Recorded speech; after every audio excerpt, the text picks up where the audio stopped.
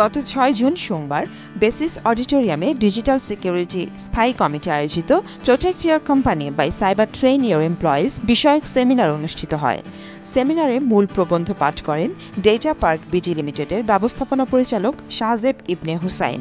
এছাড়াও বক্তব্য প্রদান করেন বাক্স বিডি লিমিটেডের ব্যবস্থাপনা পরিচালক Delwar Alam.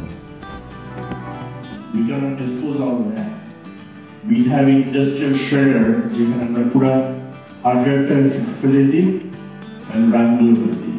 We just sell the external components because আপনাদের যে physical data that is your company jewel components. So that's called gouging method and that's not already being in the population yet. But a lot of people are practicing at all the gouging method.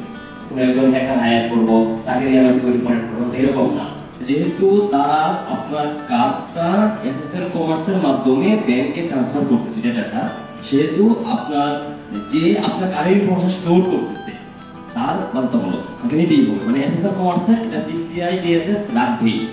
আর অনেক সময় হয় কি যে আমাদের transaction cross check করার জন্য ওই e commerce সাইটগুলো data store করে।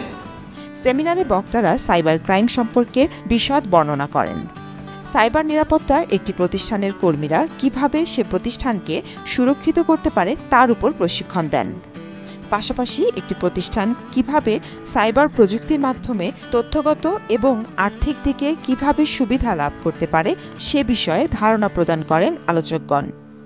সেমিনারে ৩০টি কোম্পানির প্রতিনিধি উপস্থিত ছিলেন।